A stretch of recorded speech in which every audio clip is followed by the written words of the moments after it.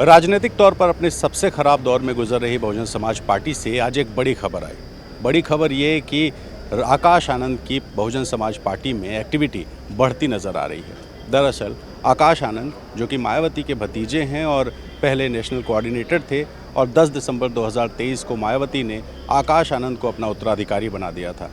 लेकिन चुनाव के दौर में मई महीने में मायावती ने अचानक आकाश आनंद को ये कहते हुए अपने पद से हटा दिया कि आकाश आनंद अभी परिपक्व नहीं हैं, राजनीतिक तौर पर उन्हें और ज़्यादा सीखने की ज़रूरत है। और मायावती के इस फैसले का लोकसभा चुनाव में बहुत गहरा असर पड़ा था, ऐसा राजनीतिक विश्लेषकों का मानना है। लेकिन चुनाव खत्म हो चुके हैं और बसपा का प्रदर्शन इस बार और भी ज़्यादा ख़राब हो गया। ऐसे में बहुजन समाज पार्टी ने एक समीक्षा बैठक लखनऊ के बीएसपी दफ्तर में बुलाई थी, और इस समीक्षा बैठक में पार्टी के तमाम जो पदाधिकारी हैं वो पहुंचे थे।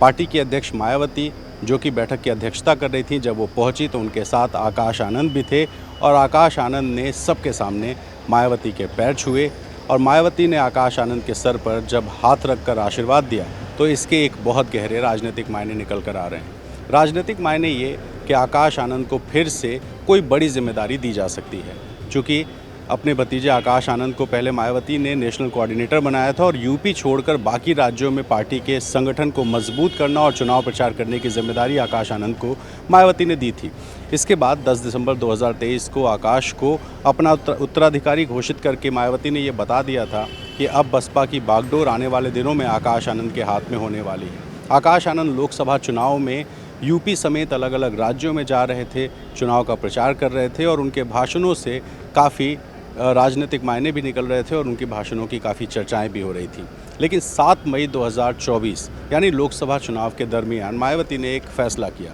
और सोशल मीडिया पर एक पोस्ट लिखी, जिसमें उन्होंने कहा कि आकाश आनंद अभी राजनीतिक तौर पर इमेच्योर यानी अपरिपक्व हैं, और इसलिए न सिर्फ उत्तराधिकारी के पद से बल्कि नेशनल कोऑर्डिनेटर के पद से भी आकाश आनंद को हटाया जाता है। जैसे ही ये फैसला हुआ, ये मान लिया गया कि अब आकाश आनंद मायावती की पसंद नहीं है, और सवाल ये उठे कि अब मायावती अपना उत्तराधिकारी किससे बनाएंगी। लेकिन इस फैसले को अभी 1.5 महीने हुए, और 1.5 महीने बाद मायावती ने जब समीक्षा बैठक में आकाश आनंद को आशीर्वाद दिया तो ये समझ में आ गया कि मायावती के विकल्प के तौर पर आने वाले दिनों में आकाश आनंद एक बार फिर से सामने आ सकते हैं। और इससे पहले भी एक संदेश मायावती ने देने की कोशिश की, जब उत्तराखंड के उपचुनाव में स्टार कैंपेनर्स की लिस्ट बीएसपी की तरफ से जारी हुई, तो उसमें पहला नाम मायावती का था और दूसरा नाम आकाश आनंद का। यानी कि अब फिर से आकाश आनंद की एक्टिव पॉलिटिक्स में वापसी के मायावती संदेश दे रही हैं।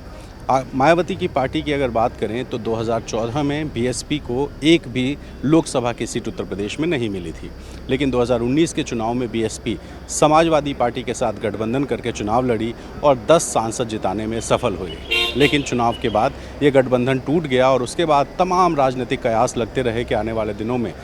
बीएसपी किसी के साथ गठबंधन कर सकती है। लोकसभा का चुनाव 2024 का आया, तब भी इस बात की चर्चाएं थी कि मायावती इंडिया अलायंस का हिस्सा बन सकती हैं, लेकिन मायावती अपने स्टैंड पर कायम रही। उन्होंने कहा कि बीएसपी किसी के साथ गठबंधन ना करके अकेले चुनाव मैदान में उतरेगी, और हुआ भी कुछ ऐसा ही। मायावती ने सभी सीटों पर चुनाव लड़ा, लेकिन जब रिजल्ट आया तो बीएसपी को एक भी सीटें नहीं मिली, और चुनाव के दौर में ही आकाश आनंद को भी हटा करके मायावती ने एक तरह से आकाश आनंद को एक्टिव पॉलिटिक्स से बाहर कर दिया था। लेकिन अब चुनाव खत्म होने के बाद जब फिर से मायावती ने आकाश आनंद के सर पर हाथ रखकर आशीर्वाद दिया, उसके बाद अब एक उम्मीद बीएसपी के लोगों में, बीएसपी के समर्थकों में, कार्यकर्ताओं में जगी है कि शायद आकाश आनंद को उत्तराधिकारी नहीं तो कम से कम नेशनल कोऑर्डिनेटर या पार्टी के किसी बड़े पद पर बहुत जल्दी ही मायावती बिठा सकती हैं। ऐसे में अगर आकाश की वापसी होती है तो जाहिर तौर पर बीएसपी को फिर से खड़ा करने की एक जिम्मेदारी युवा चेहरे के तौर पर आकाश आनंद की भी होगी।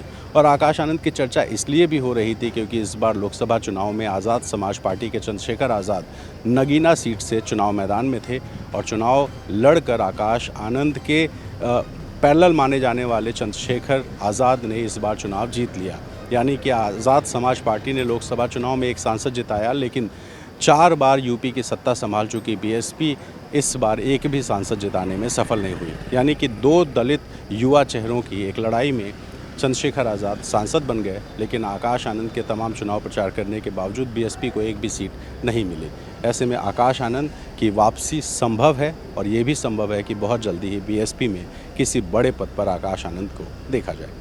लखनऊ से कैमरा पर्सन राजेश गुप्ता के साथ रणवीर, एनडीटीवी इंडिया के लिए।